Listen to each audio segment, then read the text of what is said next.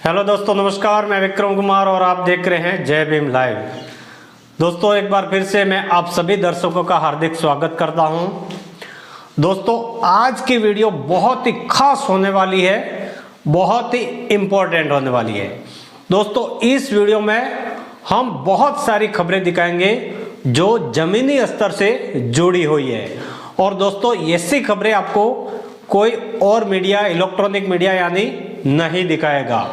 और इस देश के दलितों को और बहुजनों को ऐसी खबरें जानना बहुत ही जरूरी हो गया इस समय। दोस्तों, वीडियो के एंड में बहुत कुछ ऐसी खबरें हैं जो आपको सुनने के बाद में झंझोर कर रख देंगे।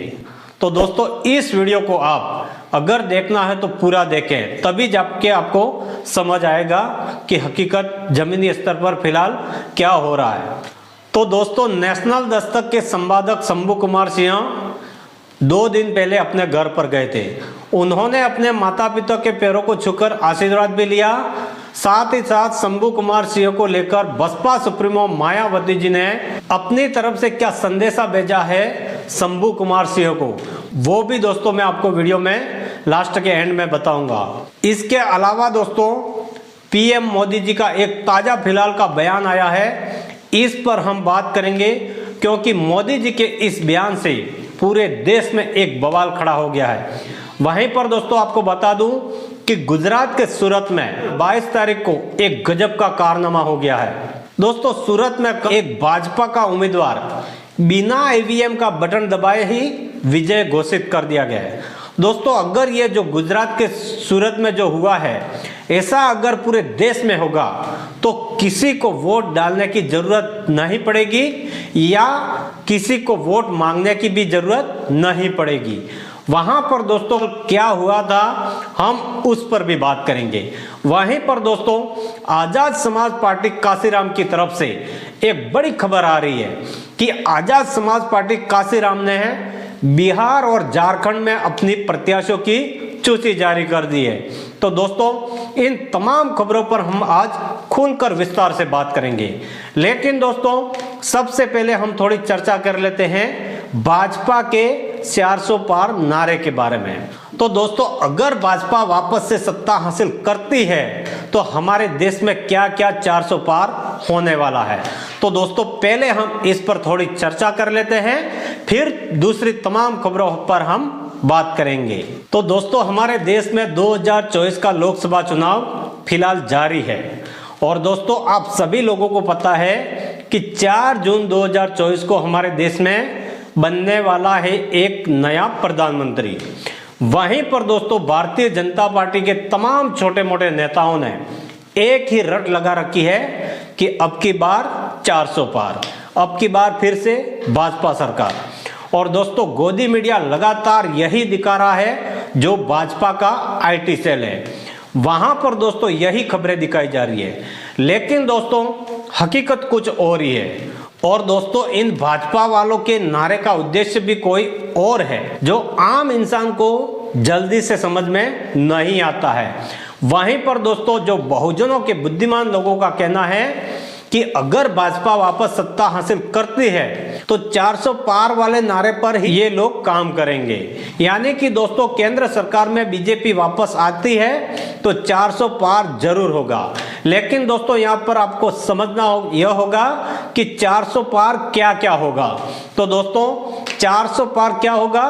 तो दोस्तों, 400 पार 1 लीटर खाने का तेल होगा, 400 पार 1 लीटर पेट्रोल होगा, 400 पार 1 किलो आटा होगा। यानी कि दोस्तों, नमक, मिर्च, मसाले, दाल सब कुछ 400 पार होगा। और आप और हम सिर्फ देखते ही देखते रह जाएंगे। लेकिन दोस्तों, हकीकत कुछ और ही है, क्योंकि जो बड़े बड़े चैनलों की जो सर्वे आ रही है उसमें साफ जाहिर नजर आता है कि भाजपा बिल्कुल भी 250 पार कैसे भी करके नहीं कर पा रही है। इसलिए दोस्तों, ये लोग अभी साम दाम दंड भेद की नीतियों को अपनाकर कैसे भी करके वो लगे हुए हैं वापस सत्ता काबिज करने के लिए। अब दोस्तों, बात करते हैं बसपा सुप्रीमो मायावती जी की। दोस्तों, बिहार के जो पार्टी है आरजेडी, जो लालू यादव की, उसको बसपा सुप्रीमो मायावती जी ने एक बड़ा झटका दिया है। दोस्तों आरजेडी के एक बड़े मजबूत नेता थे जो आरजेडी को छोड़कर बसपा में शामिल हो गए। वहीं पर दोस्तों झारखंड में भी एक आरजेडी के पूर्व सांसद थे, वो भी आरजेडी को इस्तीफा देकर बसपा का दामन थाम लिया है। अगर आप बहुजन समाज की राजनीति में थोड़ा सा भी इंटरेस्ट रखते हैं तो इस खबर को आपको जरूर देखना चाहिए, क्योंकि आपके लिए यह खबर बहुत जरूरी है। दोस्तों आप सभी को पता है कि 2024 लोकसभा चुनाव का पहला चरण पूरा हो चुका है, यानी कि दोस्तों 102 सीटों पर चुनाव हो गया है। और दोस्तों इसी 102 सीटों में से उत्तर प्रदेश की 8 सीटें सम्मिलित थी। वहां पर दोस्तों इन 8 सीटों पर भाजपा की हालत बहुत ही गंभीर नजर आ रही है। और अब दोस्तों 26 अप्रैल को दूसरे चरण का मतदान होने वाला है। अब दोस्तों हम बात करते हैं, आजाद समाज पार्टी काशीराम ने अपने प्रत्याशियों की एक सूची जारी की है इसके बारे में। वो भी दोस्तों बिहार के लिए वाल्मीकि नगर यानी कि कुल मिलाकर चंद्रशेखर आजाद की जो पार्टी है वो अब बिहार में भी चुनाव लड़ने वाली है, और झारखंड में भी लोकसभा का चुनाव लड़ रही है, राजस्थान में भी चुनाव लड़ रही है, उत्तर प्रदेश में भी लड़ रही है, बल्कि मध्य प्रदेश में भी चुनाव लड़ रही है। दोस्तों आप समझिए इस बात को कि चंद्रशेखर आजाद की पार्टी कैसा अपना प्रदर्शन कर रही है। हालांकि दोस्तों उनको कोई भी अभी तक कोई बड़ी कामयाबी हासिल नहीं हुई है, फिर भी कई राज्यों में चुनाव लड़ने की ताकत रखते हैं, और इसे देखकर हर कोई व्यक्ति परेशान है कि ना तो कोई विधायक है, ना ही उनके पास कोई सांसद है, फिर भी आजाद समाज पार्टी ने तहलका मचा दिया है। तो चलिए आपको बताते हैं दोस्तों वाल्मीकि नगर से सफी मोहम्मद मियां को एएसपी ने अपना उम्मीदवार घोषित किया है। समस्तीपुर से ब्रिजेश कुमार जी को अपना उम्मीदवार घोषित किया है। वहीं पर नालंदा से राजनंदिनी कुमारी को अपना प्रत्याशी घोषित किया है एएसपी ने। तो दोस्तों अभी तक बिहार में एएसपी ने 3 उम्मीदवारों को घोषित कर दिया है। अब दोस्तों बात करते हैं झारखंड की। तो झारखंड की मैं बात करूं तो आजाद समाज पार्टी काशीराम ने लोहरदंगा एसटी की आरक्षित सीट है, और यहां से अर्जुन टप्पू को चुनावी मैदान में उतारा गया है। वहीं पर दोस्तों धनबाद से जनरल सीट आरक्षित है, वहां से परवेज नैयर को उतारा गया है। तो दोस्तों ये हो गई आजाद समाज पार्टी की बात। अब बात करते हैं दोस्तों गुजरात के सूरत में कैसे एक भाजपा के प्रत्याशी को बिना वोट डाले जितवा दिया गया है।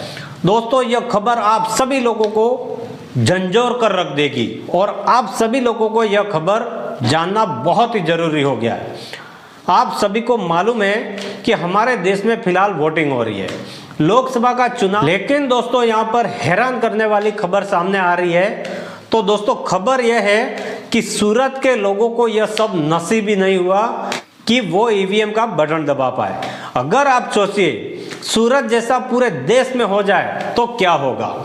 दोस्तों अगर वोटिंग से पहले ही कोई उम्मीदवार जीत जाए तो सोचिए कि कितना बड़ा खेल हुआ होगा। एक ऐसा ही खेल मोदी जी के गुजरात के सूरत में हुआ है, जहां दोस्तों भाजपा के उम्मीदवार मुकेश दलाल वोटिंग से पहले ही दोस्तों 7 मई को तो वोटिंग होने वाली थी, और 22 अप्रैल को ही मुकेश दलाल को विजेता घोषित कर दिया गया है। दोस्तों ऐसा भी नहीं था कि मैदान में उम्मीदवार नहीं थे, कई उम्मीदवार थे दूसरे।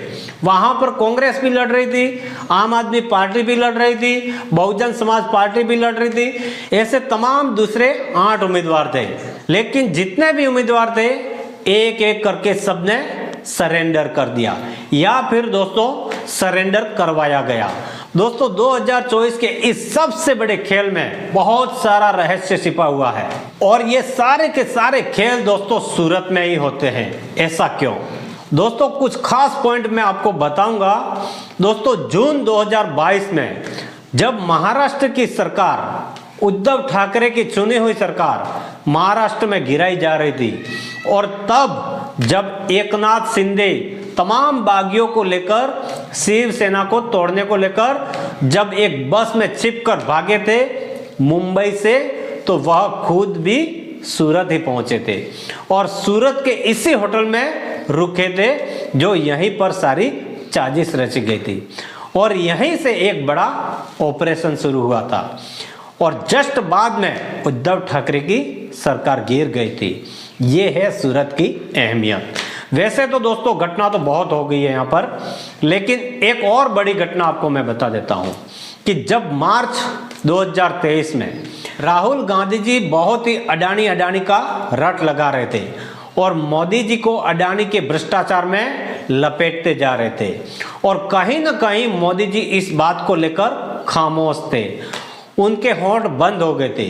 अडानी के नाम पर उस वक्त भी सूरत में ही सारा खेल हुआ था और दोस्तों सूरत की ही एक अदालत ने आनंद फानंद में राहुल गांधी को जेल भेजने की तैयारी कर दी और जो सजा सुनाई गई राहुल गांधी को वो सूरत में ही सुनाई गई थी। ये है सूरत की अहमियत। और आज का अब का दौर 22 अप्रैल 2024 का सबसे बड़ा ऑपरेशन हुआ है इस देश में चुनाव को लेकर, वो भी दोस्तों सूरत में ही हुआ है जहां वोटिंग से पहले, काउंटिंग से पहले भाजपा के प्रत्याशी को जिता दिया गया है। सोचिए दोस्तों कितना बड़ा खेल खेला गया होगा। ये है सूरत की अहमियत। तो दोस्तों ये हुआ कैसे, मैं आपको थोड़ा बता देता हूं। तो दोस्तों इस बार सूरत सीट पर बीजेपी की पोजीशन बहुत ही टाइट थी। टाइट इसलिए थी कि वहां पर मजदूरों का एक बड़ा जन आक्रोश था, आंदोलन चल रहा था टेक्सटाइल का और इधर पूरे गुजरात में राजपूत आंदोलन भी हो गया था और छोटे बिजनेसमैनों का भी कुछ लफड़ा चल रहा था। अब हुआ ये कि आम आदमी पार्टी ने और कांग्रेस पार्टी ने एक मजबूत उम्मीदवार चुनावी मैदान में उतारा था इंडिया गठबंधन की तरफ से, वो जिसका नाम था नीलेश कुंभानी। उधर मुकेश दलाल थे, बीजेपी की तरफ से चुनाव लड़ रहे थे जो CR पाटिल के आदमी थे। लेकिन अचानक हुआ ये कि जो नीलेश कुंभानी हैं, इनके 3 प्रस्तावक थे, उन्होंने अचानक रिटर्निंग ऑफिसर से आकर यह कह दिया कि साहब हमने तो नॉमिनेशन पेपर पर साइन ही नहीं किया है, ये साइन तो फर्जी है, हमारे नहीं है। और ये कहने के बाद ये तीनों कांग्रेस के प्रस्तावक जो थे वो गायब हो गए। उसके बाद जो होना था वह हो गया कि कांग्रेस के उम्मीदवार का नामांकन ही रद्द कर दिया। उसके बाद दोस्तों बहुजन समाज पार्टी का जो उम्मीदवार थे उन्होंने भी अपना नामांकन वापस ले लिया। इसके बाद तो दोस्तों जो 4-5 दूसरे उम्मीदवार थे उन्होंने भी अपना नामांकन वापस ले लिया। यानी कि दोस्तों आप ये भी कह सकते हैं कि मैदान एकदम पूरा का पूरा साफ क्लीन खाली हो गया, या आप यह भी कह सकते हैं कि सूरत में बीजेपी के खिलाफ किसी को भी चुनाव लड़ने ही नहीं दिया गया। तो दोस्तों यह सब कुछ कैसे हुआ होगा आपको सोचना होगा। और क्या ये जो सूरत का मॉडल है मोदी जी का मॉडल है, और क्या सूरत का मॉडल दोस्तों एक ट्रेलर है, क्या दोस्तों पिक्चर आनी अभी बाकी है? अब दोस्तों देखना यह होगा कि सुप्रीम कोर्ट का क्या हस्तक्षेप रहेगा इस पर, यह देखना बहुत ही खास होगा। और यहाँ पर बीजेपी ने दोस्तों कौन सी नीति अपनाई जो बाकी के उम्मीदवार जो थे वो मैदान छोड़कर भाग गए।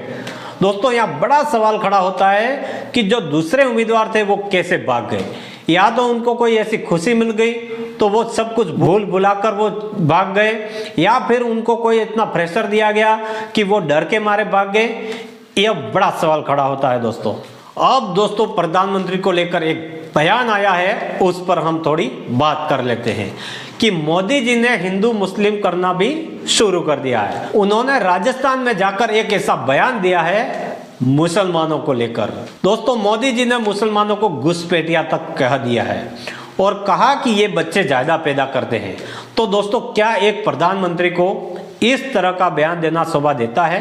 अब दोस्तों शंभू कुमार सिंह के ऊपर बात कर लेते हैं, क्योंकि दोस्तों वीडियो बहुत लंबी हो जाएगी इसलिए शॉर्टकट में ही बता देता हूं। तो अब दोस्तों बहुत से लोग शंभू कुमार सिंह को लेकर अंगुली उठा रहे थे कि वह सिर्फ पैसा इकट्ठा करने के लिए चुनाव लड़ना चाहते हैं, बल्कि दोस्तों ऐसा कुछ भी नहीं है। उनको जब बहुजन पत्रकारों ने घेरा, क्योंकि दोस्तों उनके पहनावे में और उनके गमछे से लेकर थोड़ी बहुत परेशानी थी, बहुजन पत्रकारों को, तो उन्होंने उनको सवाल किया तो तब जाकर उन्होंने गमछा भी लगा दिया है। थोड़ी लोगों को परेशानी हो रही थी तो वो भी बहुजन समाज पार्टी का अब गमछा भी मिल गया है। और दोस्तों उनको बसपा की तरफ से वैशाली का टिकट भी मिल गया है।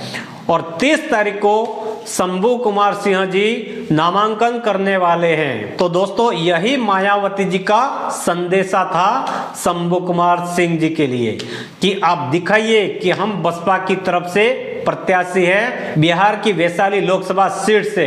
तो दोस्तों इन सारी जानकारी के पीछे आपकी क्या राय है कमेंट में जरूर बताएं।